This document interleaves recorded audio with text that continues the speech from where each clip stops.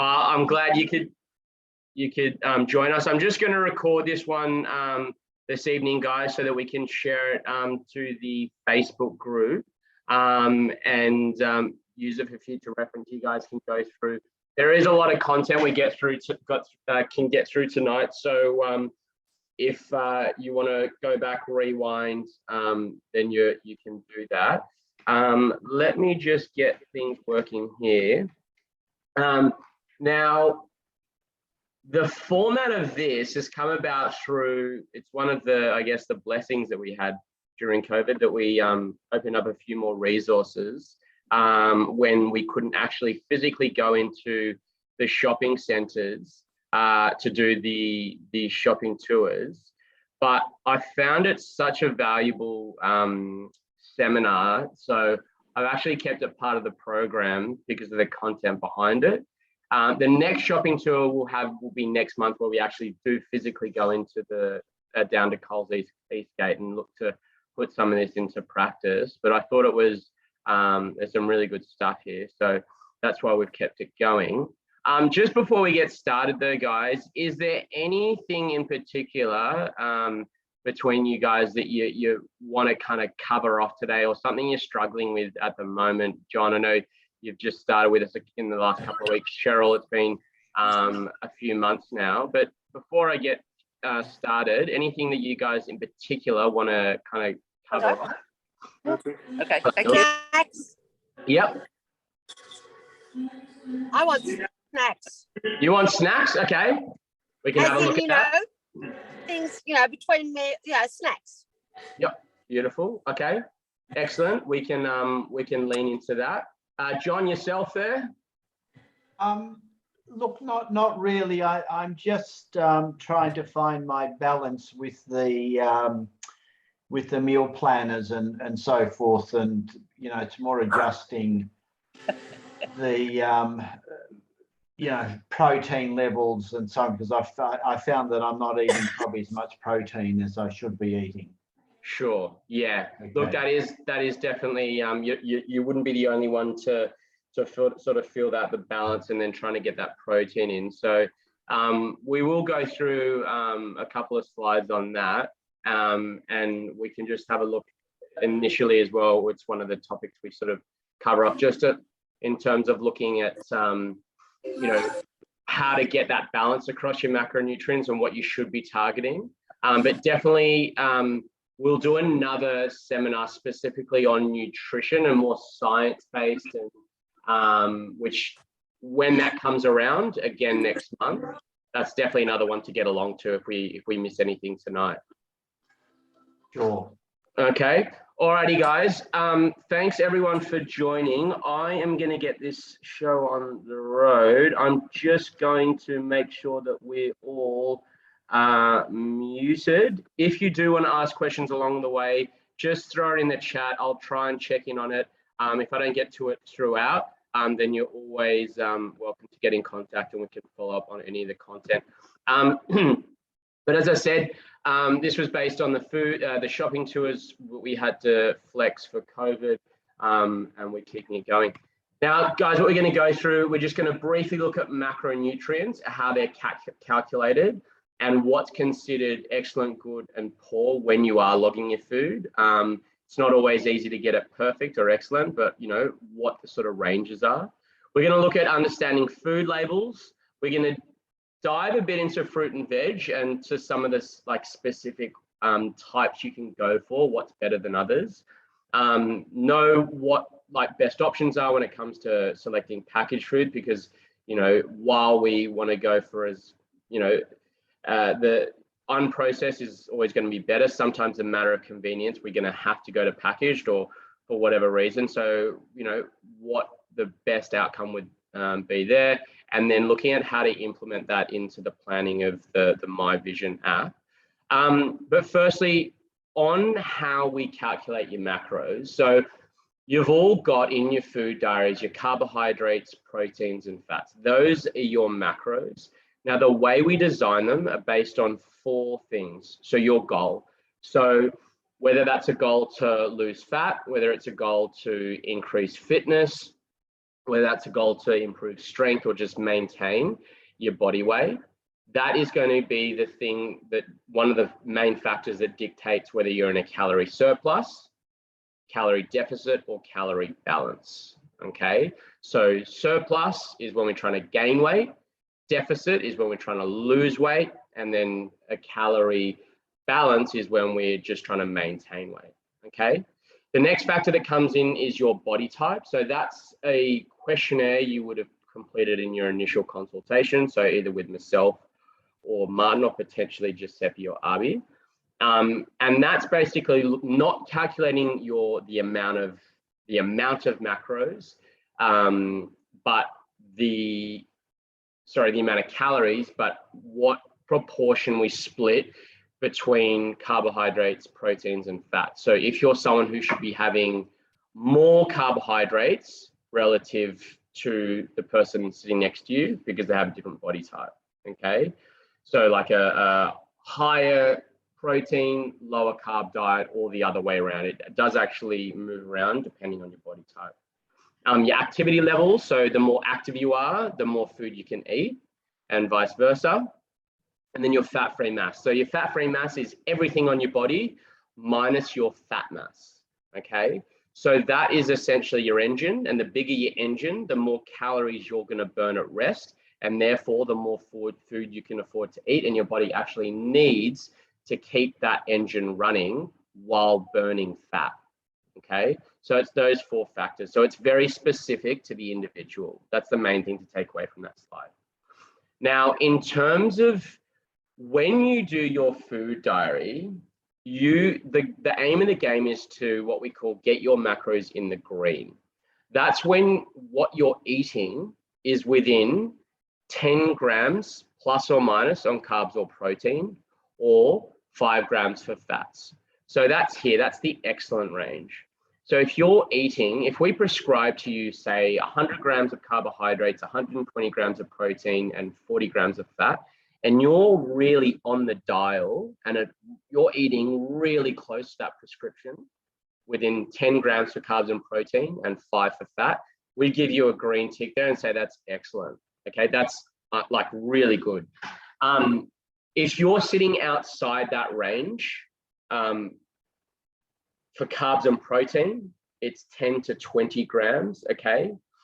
And for fats, it's 5 to 10, then that's pretty good. Okay, not excellent. It goes down the grading here. If you're going 20 to 30 outside for carbs and protein, we're moving a little bit too far away from our targets, and fats 10 to 20. It's going to be much harder to get results around body composition when we're flexing that far out. And then giving a bit of like a poor rating when we're outside 30 grams of carbs and proteins and 20 on those fats, okay? So this is just to give a bit of a relative indication on how you're faring with your carbs, proteins, and fats. And we can say, cool, all the numbers are there. And sometimes it's like, okay, awesome, numbers, but there's no real reference point with a number sometimes. It's just an absolute metric to look at. So if you were just going to give some relativity and qualitative sort of understanding around those numbers, excellent, good, and fair and poor would be another way to look at it. And that's how we come up with those metrics, okay?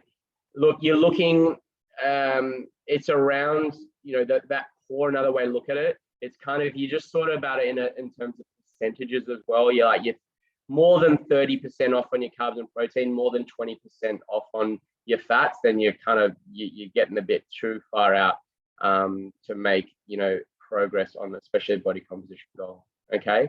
Now, the other reason, just one thing to explain here, the reason why fats have lower numbers there is because each gram of fat has a bigger calorie representation than carbs and protein.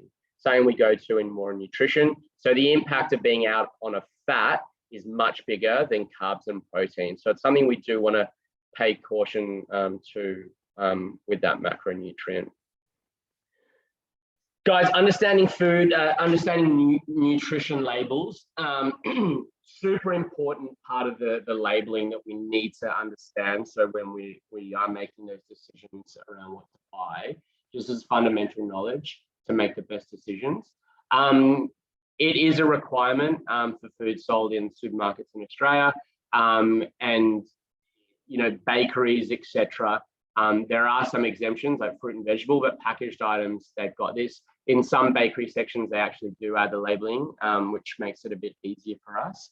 But when we are going through the food labels, a couple of things we need to just be aware of. One of the primary purposes of it, especially the front, is for marketing, okay? So just be careful on some of the terminology. They're written in ways to get you to believe something about the product, which isn't necessarily representation of what you think it may mean. An example is the term light, which for slightly different way of spelling it, light, it doesn't actually mean lower in fat or lower in energy, and it has no bearing on it being good or bad for you. Okay, they might actually be referring to the color of the product, which has unfortunately no significance to the food dairy. So just be careful on ones like that. Other ones, like, they all make claims, low cholesterol or cholesterol free, but these are kind of redundant claims because the product never had that in it anyway, and it's not necessarily an issue. So it's just to give a sense of it being healthy or baked, not fried. There's nothing actually healthier about it being necessarily baked, not fried, when you consider all the other ingredients in a box of shapes, for example. So just, try not to get sucked into some of that marketing that's out there. It happens all the time. But if you've got the skills to understand how to read a food label at the back, the nutrition information, it'll help to avoid those sort of situations. But guys, the first step, so firstly, the nutrition information is normally on the back of a package. So just identifying where it is, and then looking to see what you're actually looking at. So they will have standard servings, okay? So this is important to look at when you're looking at the quantity that you're going to be consuming, as opposed to the 100-gram serving, okay? They'll often give it in grams or metric, like familiar units such as cups, all right? Or if they've got like little packets within a bigger packet, they'll say like, it'll be specified there. So you're wanting to make sure that you're looking at that. Now, the important thing is that will allow you to compare with similar foods.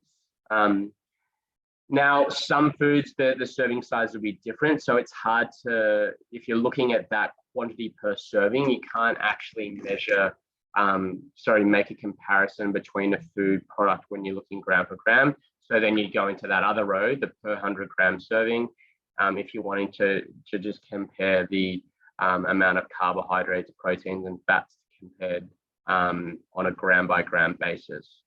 The important thing here to know, though, is you want to base it off your serving size. So if you've got a product there and it's saying it's a 60-gram serve, contains 10 grams of carbohydrates, you want to make sure that when you're entering your food diary, you're actually consuming that 60-gram serve and not some other amount, and you're way off on your calculation. So what I always suggest is, when you're getting into this, if you want to do really well with nutrition, best case scenario, you're able to either weigh things and see visually what that 60 grams looks like, what that 100 grams looks like. Doesn't mean you have to weigh every single meal you ever do for the rest of your life, but just to learn it, really learn nutrition, learn what everyone, I believe, whether it's you're looking to lose weight or just be healthy or train for a sport, just giving yourself that basic nutrition education around what 100 grams of rice looks like, what 60 grams of your favorite food looks like, so that you can, when you are making those decisions, just eat to the amount you should be, okay? One of the problems we often see is people just overeating. A lot of people come in, I eat really well. Yep, that's awesome. But if we eat too much of a good thing, it can become a bad thing. We're just over-consuming. So just get familiar with that. Food scales from Coles, they are cheap as, and it's just an easy way to learn. Bit of effort to start with, but it's definitely a high value task. From there, so you got the nutrition information, which will show you the serving size and the carbs, proteins, fats. Then you got the ingredient list. Now, a couple of things to look at here. All the ingredients, they've got to list it by descending order, by weight, okay, including the added water. So whatever's at the front of the top of that ingredient list is what is the most abundant in there, with the heaviest basically. So the whole grain wheat here, that would take up the most of that, that product there, okay? That's the largest amount. The one at the end is the least, okay? Now, something that's important to note, if an ingredient makes up less than 5% of the food, it doesn't have to be listed, okay?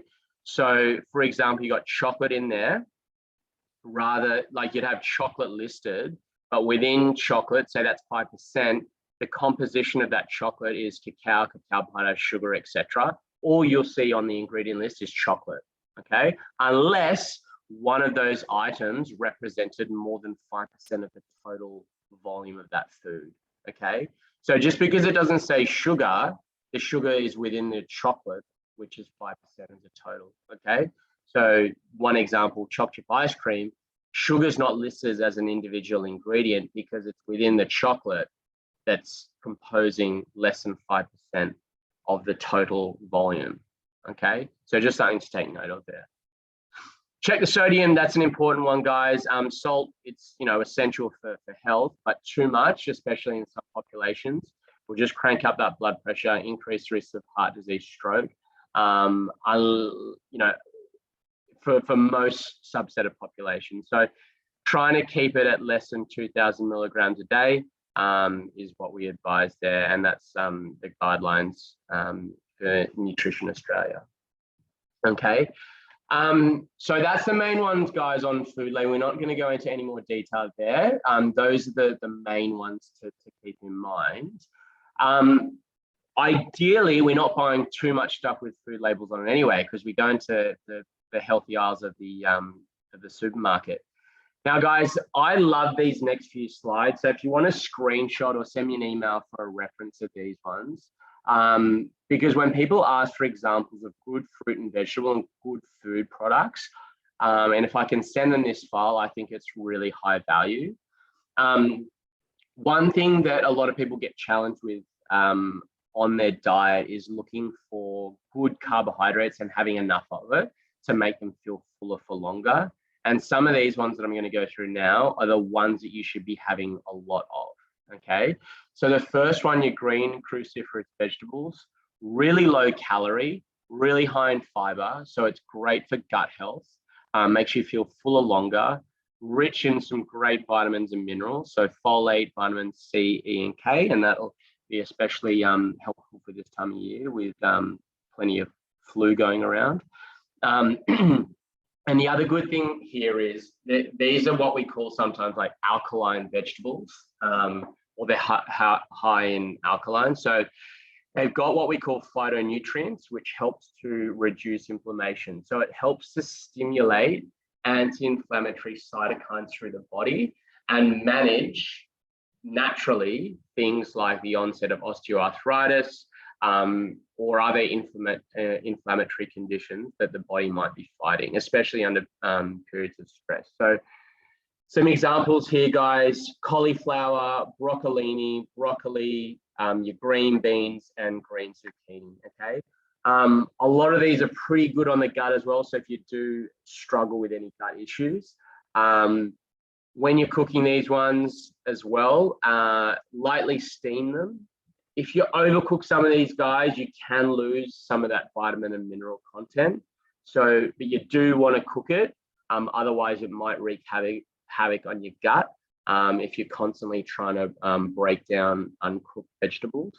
Okay. But these ones are awesome, guys. So low calorie, high in fiber. If you get a lot of that on your plate, like half the plate with these guys, then you're doing pretty well. These ones awesome. As well, bit more color here. So your salad vegetables, again, low in calorie, great snacks that you can have. So if you're mixing these with things like hummus, great to add in through the day. These ones as well, like you can get away with having these ones uncooked.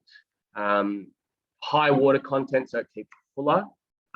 Which is really good. Now, a couple of these ones, if you're really getting in the nuts and bolts of things, and you're looking at your C, P, and F here, that's your carbohydrates, proteins, and fats. And if you go through these ones, you can see those tomatoes there. What I love about tomatoes, not only very high in potassium, which is fantastic. That carbohydrate to protein ratio is like 1 to 1, which for a vegetable is pretty up there, rather than these guys, which is, you know, your Lebanese cucumber, you got 3 carbs, but not much protein, okay? Same with the capsicums and the baby spinach. What I love about these tomatoes is that ratio. So the amount of protein total in a tomato isn't super high, but at least the ratio when you're adding that into salads keeps your protein supported through the day, okay? So those are good ones, and as well, like you can have those ones uncooked, obviously raw, and I would be, if you're having more raw vegetables, having that through the day as opposed to the evening, just so that your digestive system can handle it through the day. Little tip there. Root-based vegetables, these are great. They do contain a lot more carbohydrates. So just a little comparison. We're checking that number there, C, the carbohydrates. We just look at that per kilo or per product. You can see that these come out about 3 or 4 times the amount of carbohydrates compared to the first one. So yes, they're vegetables, but they're much starchier. So they're starch-based vegetables, root-based vegetables. Ones you want to have in the diet, great for gut health, great alternative to grains. But if you're having too much, it's going to push that carbohydrate number through the roof. Okay. So you want to limit these ones, guys. They can be ones that are much easier to access in the diet. My favorite from these ones are beetroots, purely because of the effect it can have on your blood, your nitrate levels through the body, and it can help to vasodilate your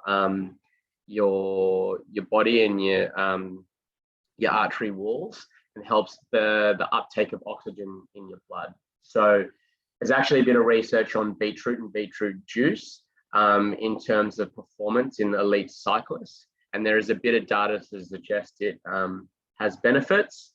So I like beetroot for performance reasons. It's also great for your health as well.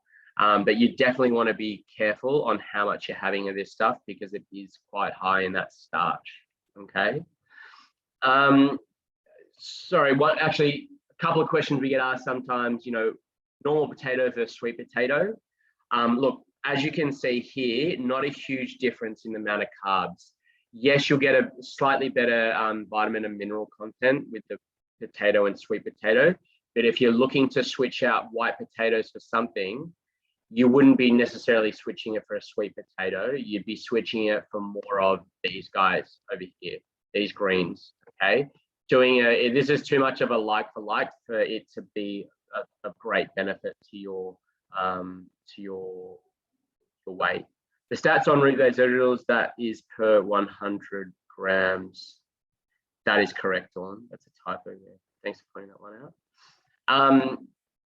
On it, Dawn, you've done this one before. All right, higher carbs with fruit. So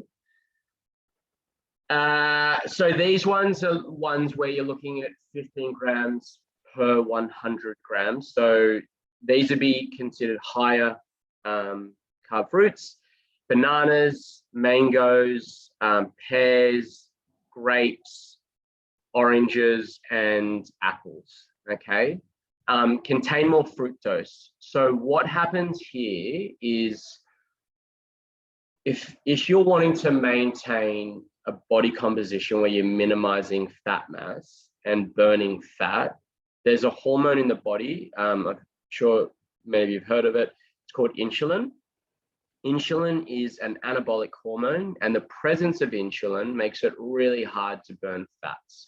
Okay. Now, insulin comes about when the body has a lot of sugar that comes into the blood, and we're trying to clear the blood from the, trying to remove the sugar out of the blood and get it into the cell. And the way it does that is through that insulin coming about. The issue there is we can't burn fat with insulin in the body.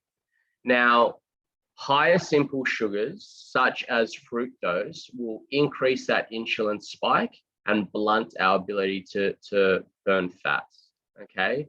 So these guys here, we just want to be super mindful of when we're having it and how much we're having it. They're greedy fruits. They're going to take up a lot of our carbohydrate, and it's going to act to increase that insulin level a little bit higher than we want if we're wanting to be in a state of ketosis, which is fat burning.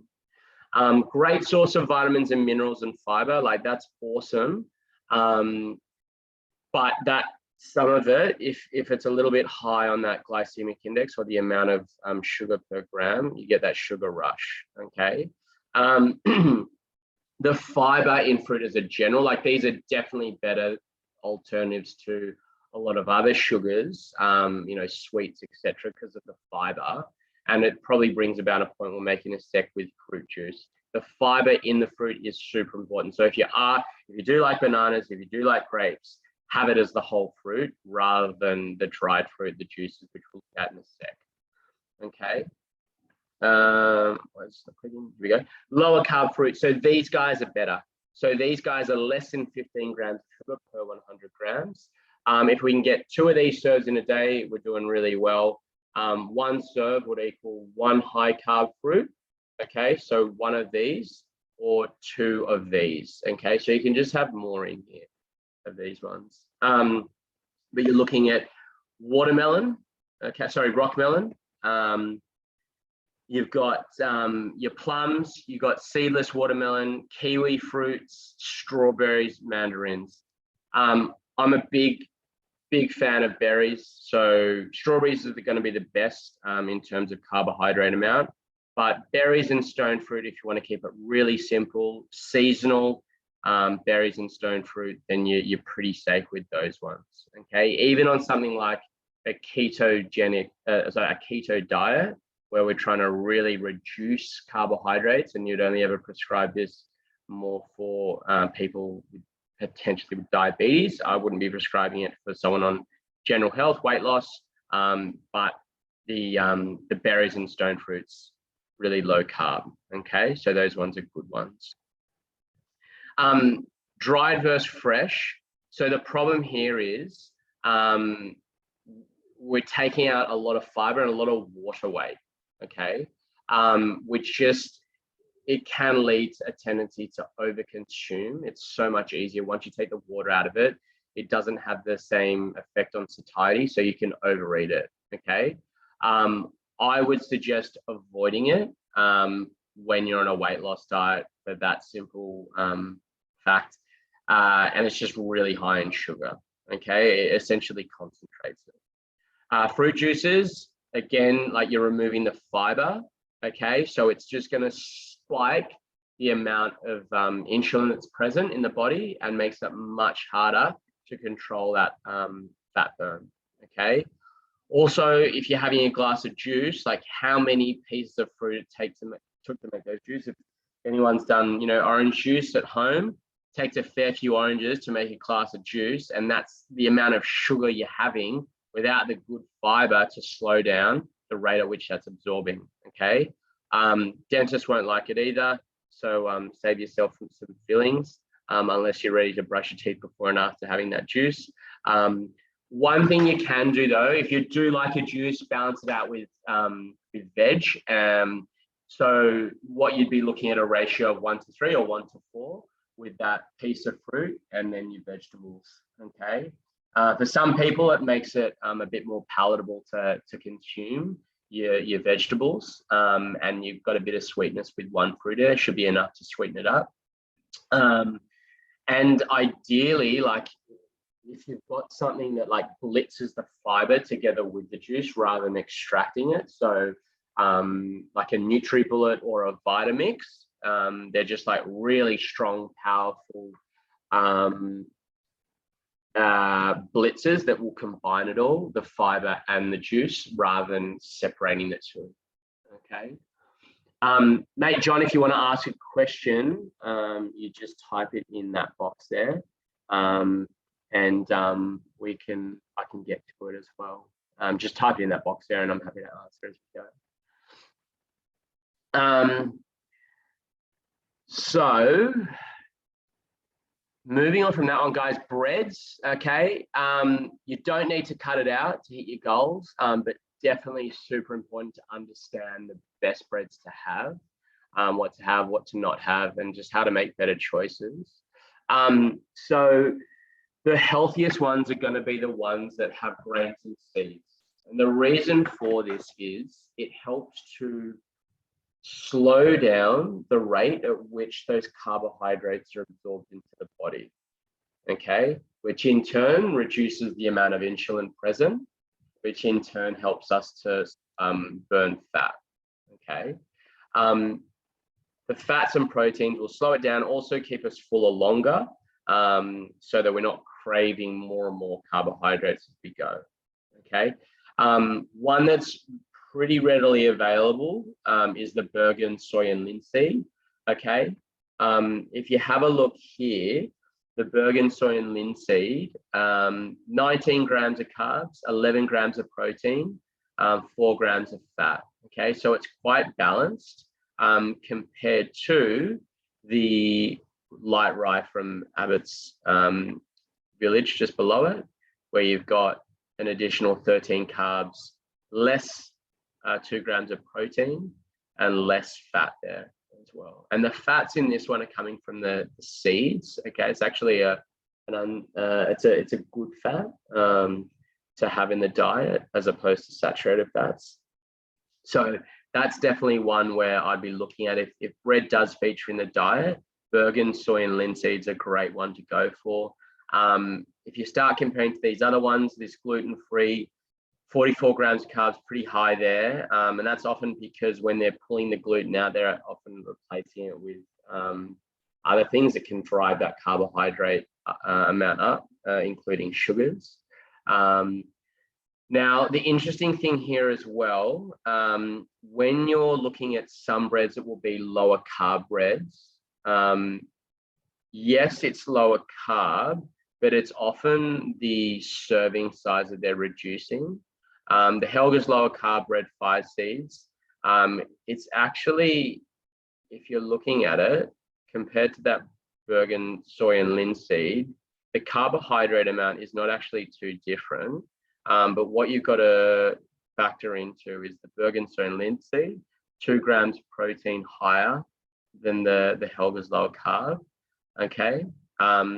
And then you've got this difference in fat as well. So depending on how you sit on your macros, going between those two, and it might be a palate preference too. They're both good options, but just because it's saying lower carb doesn't necessarily mean it's automatically the best either, okay? So there's a couple of ideas there, guys, but some things to think about with bread. You definitely don't need to completely cut it out. But if we're going for the variations with nuts and seeds, then we're going to be getting better bang for buck with what we are eating, okay? Generally, what you want to look for is a couple of things. So fiber, greater than 4 grams of fiber per 100 grams. Now, sometimes this confuses people. Sometimes like fiber is actually a carbohydrate, but your body doesn't absorb it, okay? So don't freak out when you see a high fiber number thinking, oh, it's adding to the carbohydrates. Your body actually doesn't take it on as a calorie. It passes through and just helps keep you full longer. Less than 4 grams of sugar, okay? And when we say sugar, we're referencing to that sub line there. Carbohydrates is a sugar, but it's a more complex sugar, and it's not like it's not that processed sugar, okay? So when we reference sugar here, we're talking about that specific line that sits under that carbohydrate amount, okay? Ideally, you're looking at greater than 8 grams of protein per 100 grams, okay? So that's looking at this number here, okay? So your Bergen soy and linseed, we're not actually looking at 8 grams per serving, but per 100 grams, okay? So that's almost double that for your Bergen soy and linseed, okay? But yeah, the other thing, just the timing on this one, because we're more active at the start of the day, ideally this food is sitting more towards the start of the day, because it's a starchy carbohydrate rather than nighttime when we're resting. Okay. The app does not show calories consumed or calorie credit when you have exercised. Any reason for this? So John, I'll just unmute you for a sec there. I'm just going to clarify something that you're asking because it's a good question. So just, do you want to unmute yourself there, John? Sure. So you're talking about when you exercise and the adjustment factor to calories. Is that what you mean? Yeah. Yeah, good question. The reason we don't do that is because what we're then looking at is the potential for, because when we're trying to lose weight in a sustainable fashion, we'll try and hold them constant for a period of 9 weeks. If we start saying, cool, exercise more, then you got more calories to eat and vice versa, we found that it has encouraged people to over-exercise. And then when you do that, you're actually at risk of losing muscle mass, which can lower that lean body mass and kind of negate the effects of what we're trying to do. That's why we don't actually have that in there, because people go the other way around and start to over-exercise with a goal to reduce weight faster, but then you actually end up burning muscle rather than fat. That's the reason we don't do it. A good question. Does that make sense? Yep. Yeah. Thanks for asking. But one thing to check on, guys, on when you are going through that, the calorie amount, guys, in case you don't know, you can see an energy bar. So that represents the amount of calories. So if you've got your carbohydrates, proteins, and fats on the top of your food diary, when you swipe that to the right, you can see that represented as an energy bar, which is just a percentage of the calories we prescribe. Okay. Now, in terms of other starch-based vegetable foods, so you got your pasteurized quinoa. Again, this can get a bad rep in food diaries, pasteurized and quinoa, but we all love it. These are considered higher carbohydrate foods. One thing to consider when we go for these ones, guys, the least processed, the better. So that automatically puts pasta at the bottom of the list, just because it is more processed, and ranks rice a little bit higher than pasta. You want to have ones that have a lower absorption, again, because we want to avoid that insulin response. So brown rice and basmati rice from those ones are going to be better. Higher fiber. Basmati rice has a lower GI, so glycemic index. That just means it takes a bit longer to get into the blood, which is better for insulin. But then when we're comparing rice to the other grain, it's actually a seed, if you want to get really technical, is quinoa. So this started off as a fad a few years ago, like a health food, but it's definitely kept its rep and it's still on the shelf. So quinoa, it's not just a fad anymore, it's a great substitute for rice and pasta. It does have really good macronutrient numbers compared to the others. Carbohydrates are sitting at 26, but your protein level is double that of rice, okay? And because it's less processed, would say that's more favorable than the pasta, okay? That's a really good one. A bit more tricky to cook, so you definitely want to read the labeling. How does couscous rate? Good question. If you jump on your food diary, from the top of my head, I can't actually answer that. But if you throw it in, what I'd say, John, throw couscous in, put 100 grams of couscous and put 100 grams of quinoa, and then look at the carbs, proteins, the fats, and compare them across each other. The only thing with couscous, slightly more processed, so it might not get as many points against quinoa and rice. But just in terms of a macronutrient point, go and check that in your food diary. Just put in 100 grams and you can compare them across the board there. A good question. Guys, crisp bread snacks, these ones that come into the morning and afternoon tea quite often. Versatile, convenient. Everyone loves a Vita-Weat or a rice thin. But yeah, good basis for snacks and lunches. They're gluten-free options, and an alternative to higher cut, so carbier bread. The thing here, guys, I personally prefer the Vita-Weats, and they do have a higher vitamin and mineral content, but they do have more carbohydrates there too. So if it fits into your macros, Vita-Weat's awesome. But a corn thin, you're gonna get, you'll probably be able to put just as much topping on a corn thing, and it's just gonna have less carbohydrates. So that's a good option as well. For some alternatives there, I'd say, look, I'd go, if you're having things what we call accelerator days, then a corn thin would be a better option on an accelerator day, which is a day where you're trying to get those carbohydrates right down to less than 30 or 40 grams in the day, but more on that in the nutrition seminar.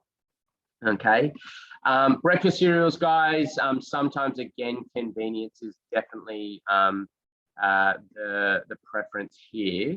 A couple of examples we got up here, but the main thing what you're looking at is quality of ingredients. So ingredients in the most natural of forms, so whole grains, nuts, seeds. Again, looking for sugar to be less than 8 grams per 100 grams, fiber up there above 7 grams per 100 grams.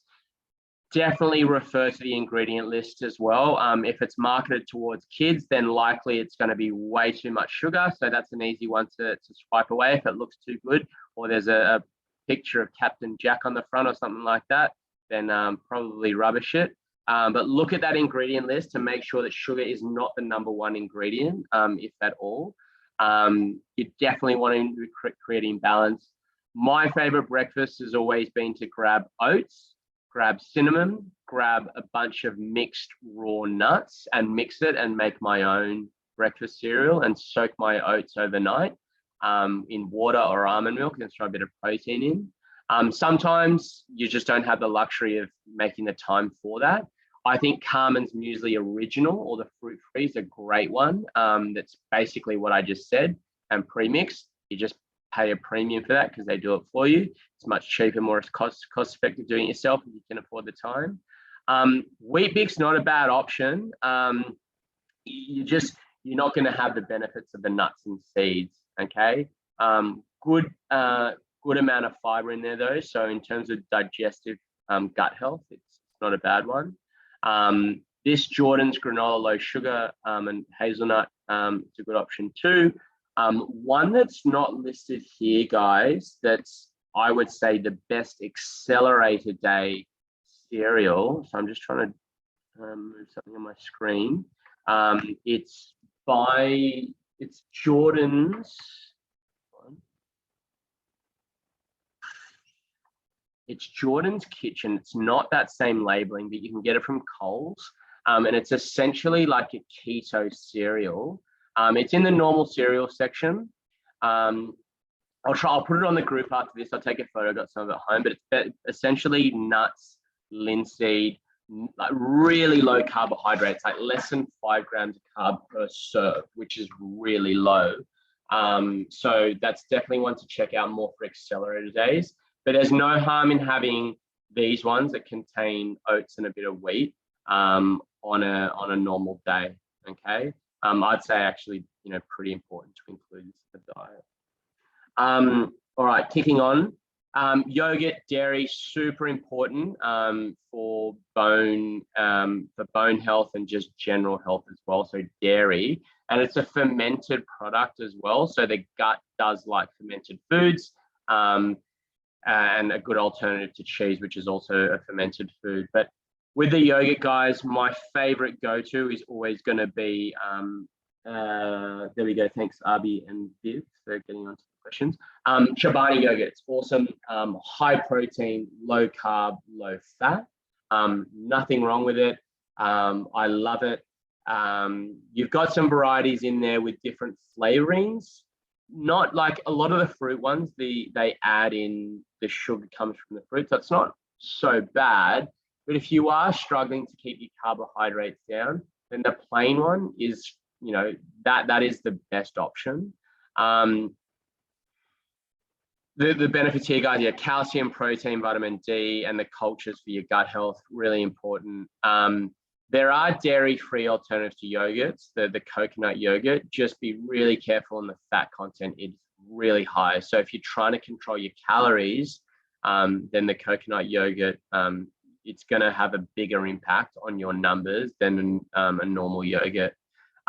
Light yogurt, just check the labeling because they often replace the fats with sugars on some of them. But Greek yogurt with, if it's vanilla, that's generally a flavoring that's pretty okay. But you can throw in things like fruit, like your berries, nuts, even protein powder. So if you're getting the plain Chobani yogurt, throwing in a scoop of the chocolate protein, that helps to dial up the flavor of it, and it's got a bit of a mousse texture, so it's like a chocolate mousse. You might throw a couple of berries in there, and that's like a pretty nice dessert to substitute out for chocolate ice cream. I've done recipes in the past as well, just getting like a handful of either the frozen berries or frozen mango and throwing that in a blitzer with a bit of Chobani yogurt. And I've got it. I've mastered. I used to master the texture of it, and it was like mango ice cream. And I think I had Dawn on that one a few years back, and we had a little. I'm sure we used to post it on the Facebook group. But thank you, Vivian. Bye, Vivian. But yeah, so that's a good one to throw in the mix there if you struggle with a sweet tooth and you've got that craving for ice cream at night. Cheese, guys, fermented food, great source of protein, calcium. But in terms of the standard serving size, it's pretty low, okay? So 28 grams is not a lot.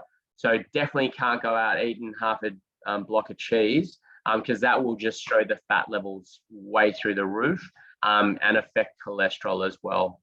Cottage cheese is a really high protein, lower fat option, okay? Obviously very different to the textures of your hard cheese, which you might be having more socially.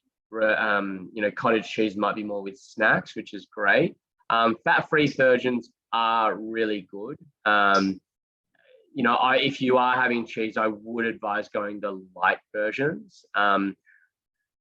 The other one that's not listed here, Parmesan cheese has got a really good ratio of protein to fat, okay? While the per 100 grams is quite high in fat on Parmesan, it actually does have a really strong protein level there, okay? But you definitely want to be careful. The main thing with cheese is how much you're having, okay? Throw it in there, but definitely put it in your food diary because it will be, again, greedy, but greedy on the fats. Awesome. Thank you, Laurie. Yes, cottage cheese is awesome. Very good macros. All right, so chipping away here, guys. I am mindful of the time. We might run slightly over, but if you need to jump off, that's okay. I won't be offended. See you, Gustavo. But we'll get through what we can tonight. Milk and butter, guys. Again, another great source of calcium and protein, high in these vitamins A, B12, and E.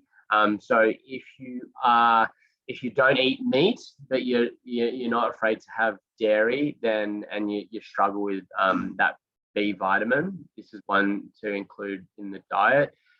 Skim versions, I'd say if it is calorie control, okay. The low fat, same reason as the dairy, okay. I personally don't like cow's milk anymore. I can't stand it, so I'll go to almond milk. Yeah, that's just taste, don't like it. I know some people have moved away from it because of the lactose. So there is lactose-free varieties out there. With that, guys, like if you just have a slight intolerance, you should be able to get away with having a certain amount with lactose. It's once you're having too much milk or too much, it's actually in particular dairy because it's fermented in a different way, pasteurized in a different way. You'll use up your lactase reserves. That's just the enzyme to break down lactose, okay? Once you use up your reserves, then your gut can, you get gut upsets. because you just don't have any more of that enzyme present to break it down properly. So just be careful of how much you're having if you do have those issues. But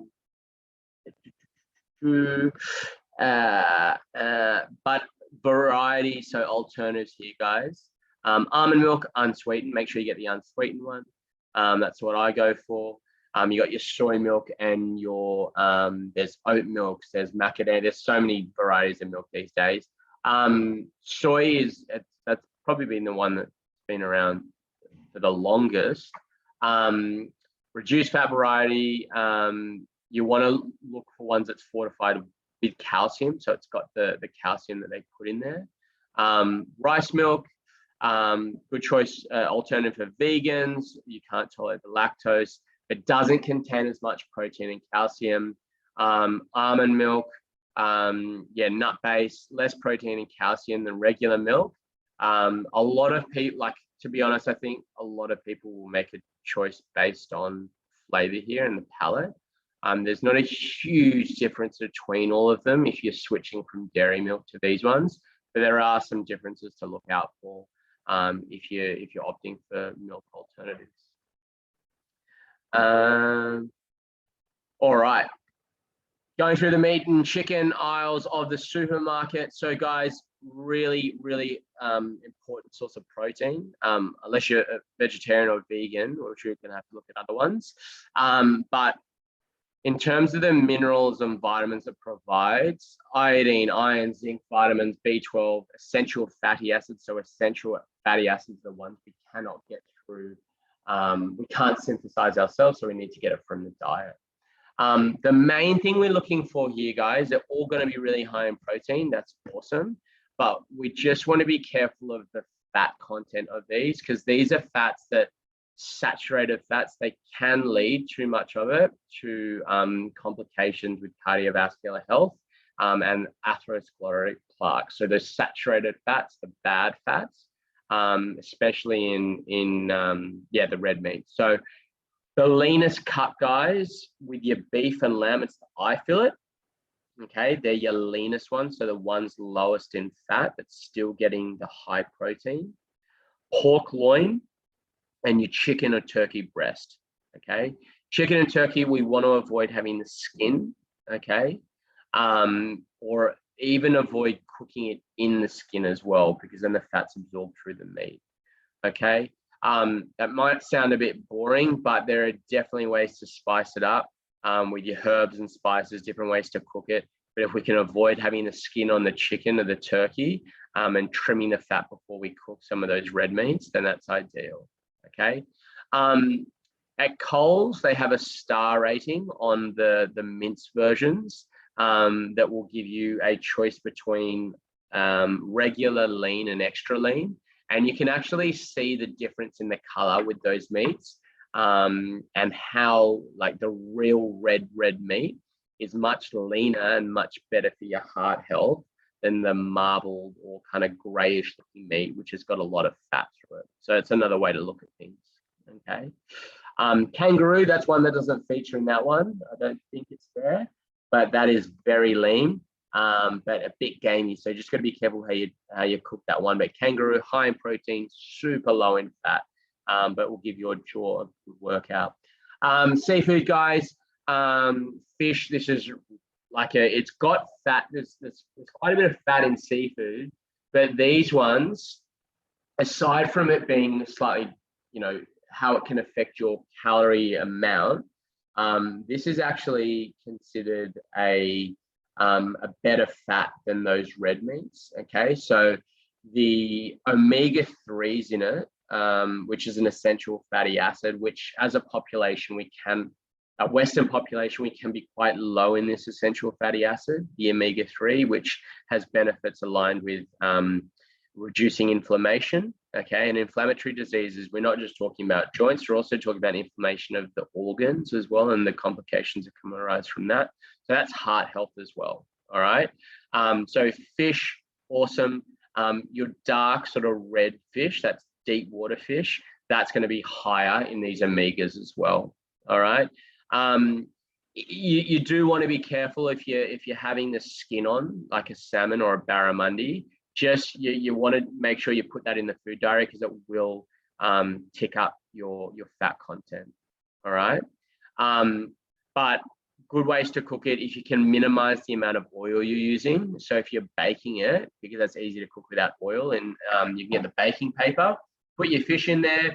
You can put a bit of lemon in there, a bit of salt and pepper, some herbs and spices, wrap it up in there, throw it in the oven, 15, 20 minutes, we'll bake it and steam it within the waters that are already there.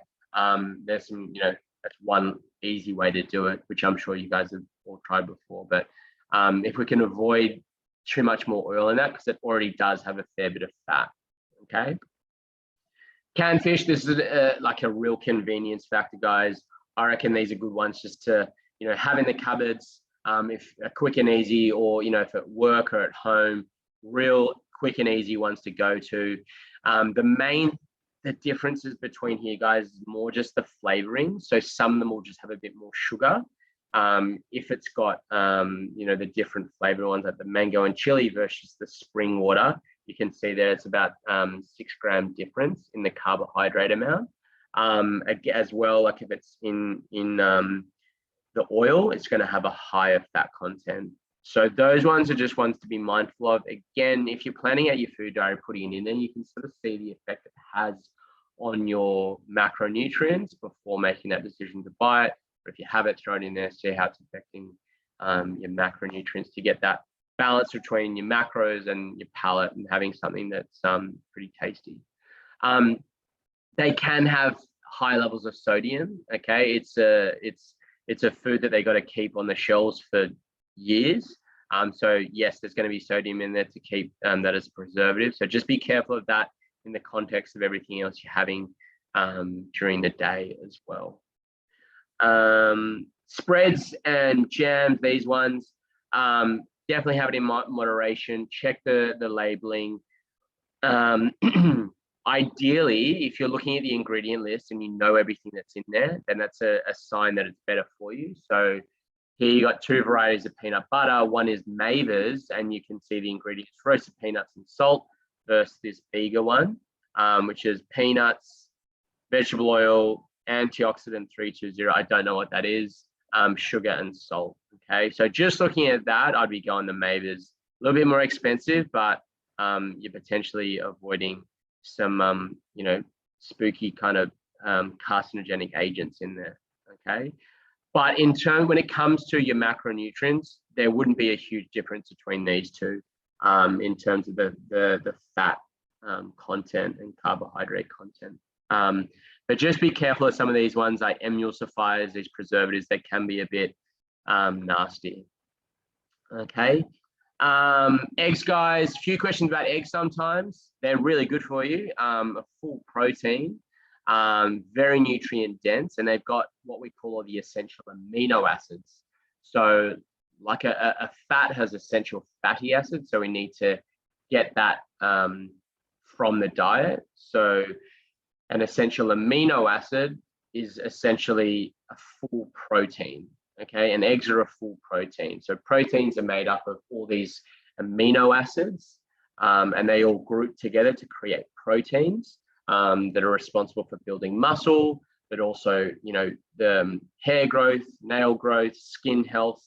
Proteins have a bunch of different functions in the body, and eggs contain all the essential amino acids, which makes them a really high value food. Okay. And it's a decent amount of protein there too. Okay. High in vitamins and minerals, which is fantastic too. Omega-3s as well. You just better be careful, a little bit higher on the fat levels. Now, the difference between the cage, the free range, and the organic. Cage eggs, I'm just going to read the definition of this. Cage eggs are produced from hens that are housed in cages inside large climate-controlled sheds. The free range here, so the difference between this and a free range is that by law, they have meaningful and regular access to an outdoor range during daylight hours, can be free to roam and forage outside. Okay, so what that, like, there's not necessarily a huge difference in the two. So I think it's also a matter of, what you ethically thinks right here as well, like it's a personal preference. Whether it has an effect on what you're actually consuming in terms of vitamin and mineral content, not really. I don't believe it has any significance. The only difference here is then organic. Okay, so the difference here is organic is produced without the use of any chemicals. Okay, so that's something I'd be a bit, like in terms of the effect it has on your health, like on your insides. And yes, organic, if you believe that, then there'd be significant difference there. However, it does come at a greater price tag. Okay, so I think that's one that's more based on personal belief systems as well. But just the difference between the cage, the free range, and the the organics, that's where you're getting the difference in the costings on the eggs. Vegetarian sources, guys. So vegetarians and vegans can struggle to get protein in. So we want to look at generally maximizing the protein we're having through the whole day.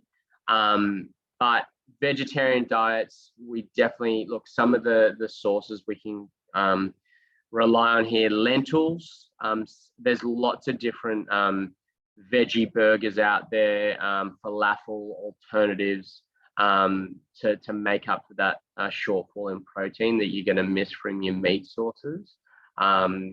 There's these fake meats as well that use mushroom products, and it just kind of tries to concentrate the protein element of some of those vegetables.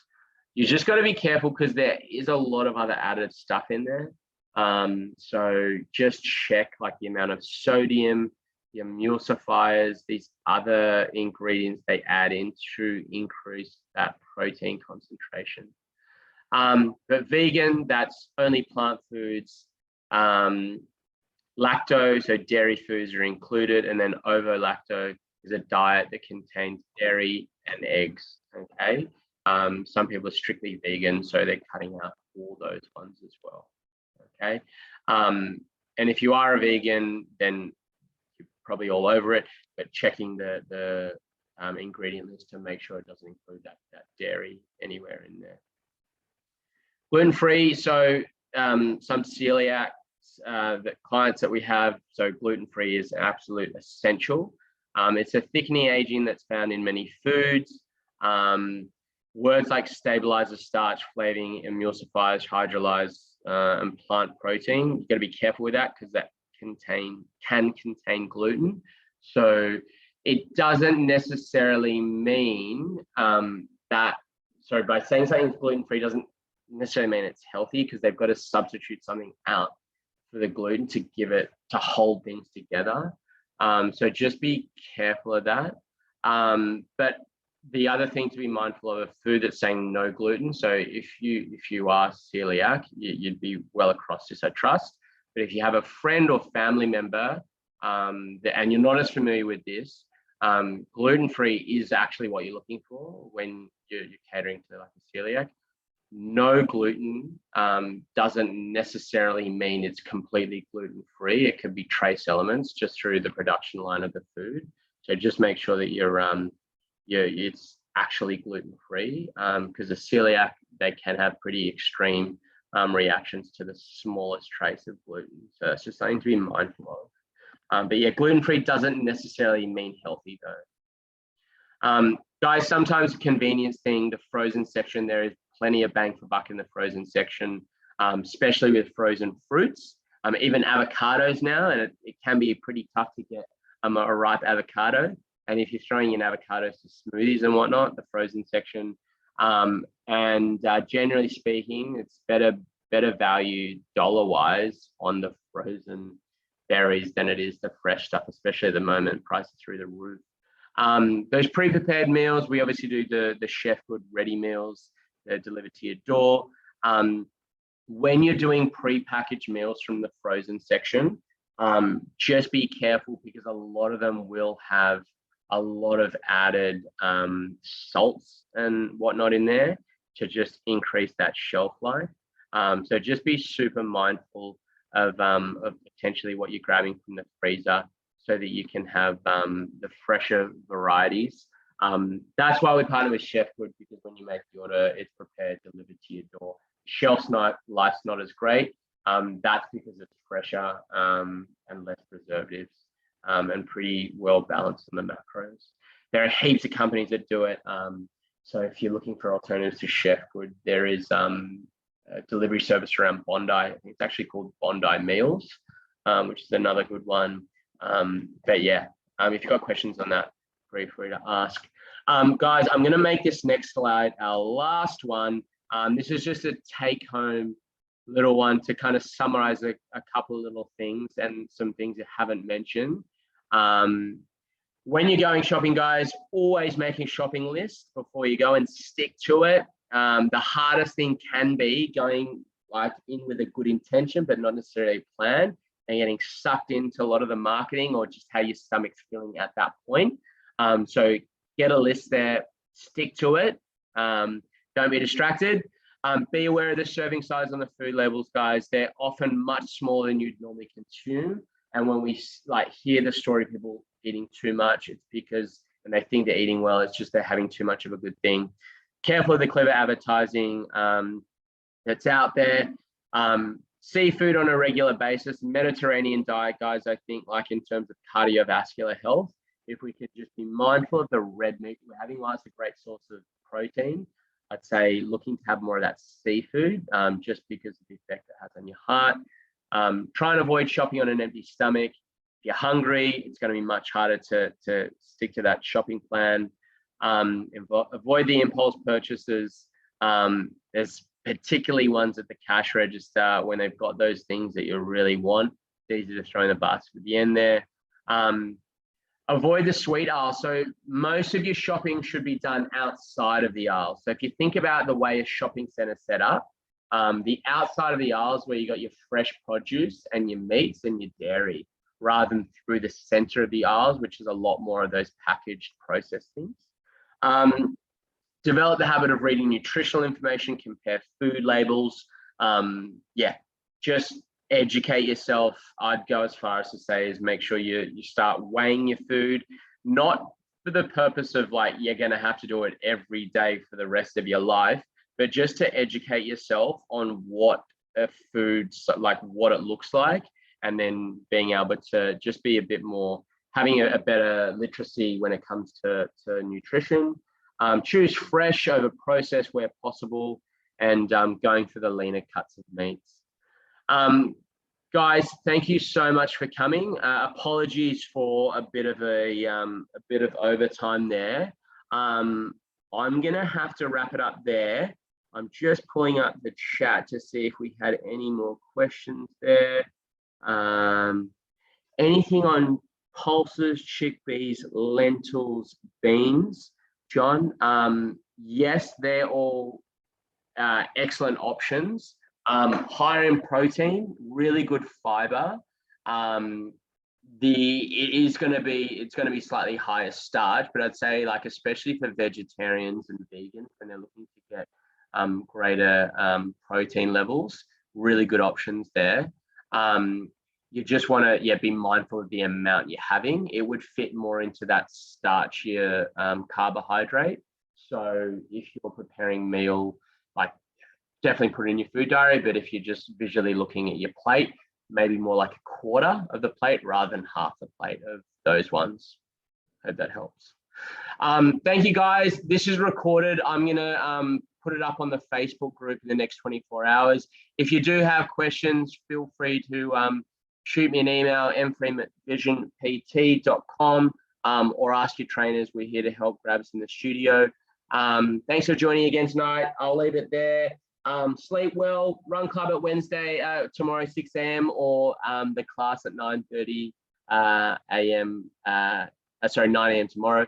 For all those that are meant to be there. Have a good evening, guys. Cheers, team. Thanks, Max. Bye. Thank you, guys.